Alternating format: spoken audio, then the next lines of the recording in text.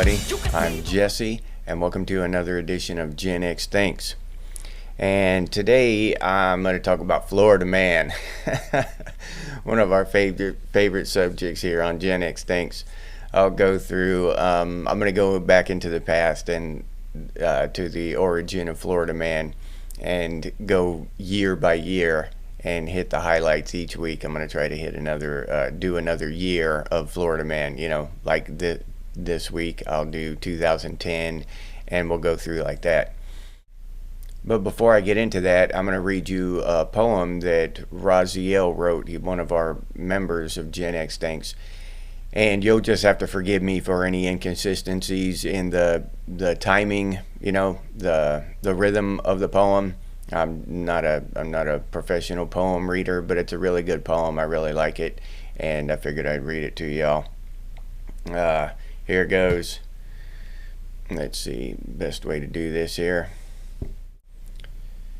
I bet you didn't know it, but I'm a poet through and through. Probably you just don't care, but I'll make a bet with you. If you can read my thesis all the way from the beginning through the end, then I'll make a cogent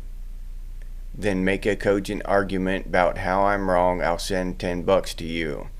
Xers rode on death's pale horse, abandoned by their kin, banded together like apocalypse survivors, bonded with their friends. We learned to fish, we learned to hunt, how tune up old cars too. Wasn't always easy, but it's what we had to do. Now some might call us boomers, and while that ain't a sin, it's simply wrong, so for right now I'll tell you once again. Boomers dance at sock hops, and their girls wore poodle skirts, while exes got their asses beat and faces shoved into the dirt. We didn't have a malt shop, we caught crawfish from the streams, while all the while the boom troops sipped their drugged and saccharine dreams. We didn't have no mamas, no shelter from the cold, just rub dirt on it and walk it off since we were 5 years old. Now I ain't gonna claim that any of that was right. I'd rather have a mom that hugged me than a generational genocide. But we find ourselves upon the ledge once and more again. It may not be PC to say, but I say it anyway. I love our kids and love our world. Gen Z, take it away. Maybe we weren't some silly Disney fantasy, but we did our best with broken backs and quickly failing knees. Now's the time I must decry, pleading for mercy.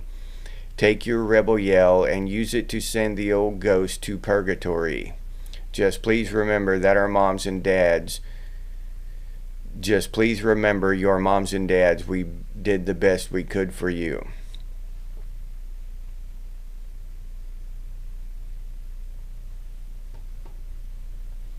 All right. So, I like that poem. It's a pretty awesome damn poem. I probably didn't do it justice with my reading, but hopefully you got the general gist of it. Yeah, a better poem reader could probably do it justice that it deserves. But thank you, Raziel. I appreciate the submission.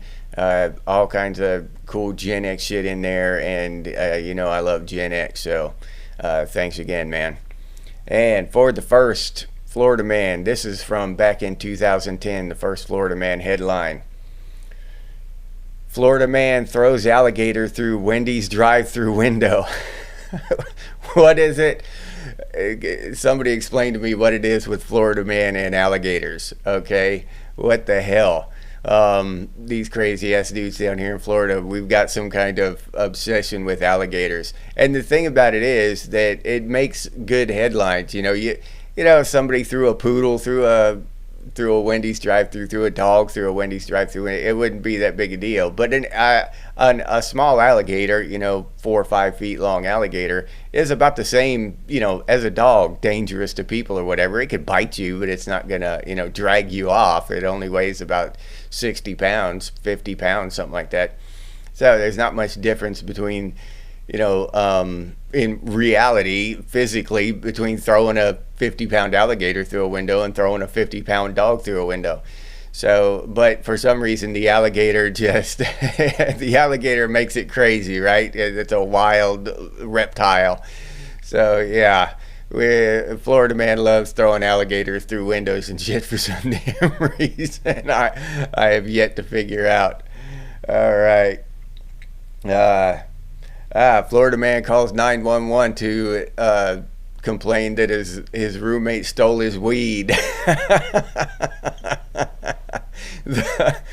That's I don't understand why I've heard this kind of thing before for different reasons. You know, people calling the law while they were breaking the law. You know what I mean? Like, dude stole my crack, or dude stole my weed, or you know, whatever the thing was.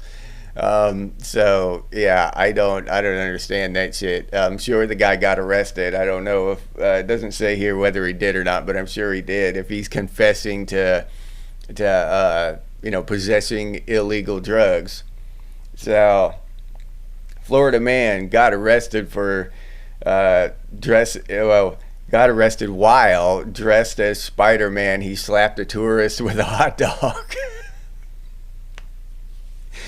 Again, with the thing, there's some kind of theme here about being dressed as Spider-Man too. The last one I did, there was a guy dressed as Spider-Man, and he was running from the cops and jumped in a lake and shit. But this guy just slapped a tourist with a hot dog.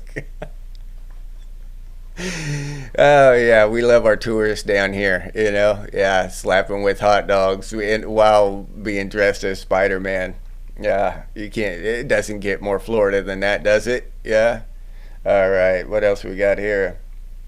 Oh yeah, Florida man steals $200,000 worth of dash cams and then films himself committing crimes using the stolen dash cams.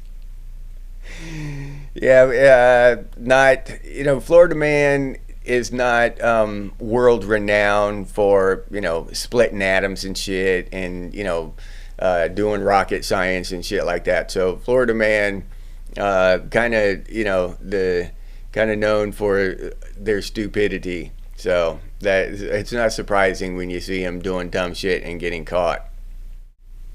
Florida man attacks girlfriend with machete because she changed the channel during the Super Bowl. I don't know. I used to watch football. I used to be a big football fan till they started kneeling and shit. But and back then, I don't know, you know, which would be the more horrifying crime: changing the channel in the middle of the Super Bowl, or swinging a machete at someone. I don't know. You know, if you're a big football fan and somebody changes the channel right in the middle of the Super Bowl, nowadays I don't even know who won the Super Bowl. I literally do not know who won the last year's Super Bowl. But yeah, that would be heinous offense. That would be a heinous offense back when I was a big football fan. Florida man high on flakka. I don't know what the hell flakka is. I don't know what the hell that is. Tries to break into jail to hang out with friends. There's another theme with Florida man going to jail for his, you know, trying to get his family out or his friends out, or going to jail to be with family or friends. Seems like Florida man spends a lot of time in jail. You know what I mean? I don't know whether we have common themes with Florida man: alligators, Spider-Man suits, and jail. So those three things, they always pop up, right? Florida man steals ambulance from hospital, then leads police on a high-speed chase.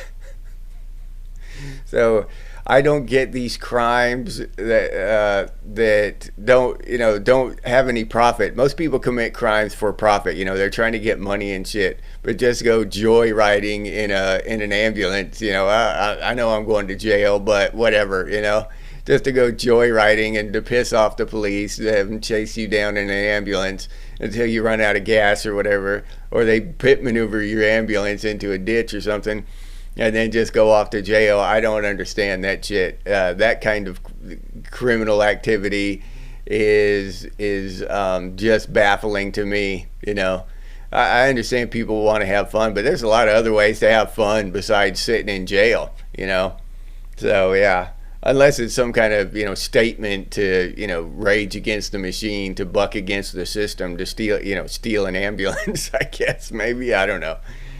Florida man for you. All right. Florida man claiming to be God robs a store and tells the cashier Jesus is watching.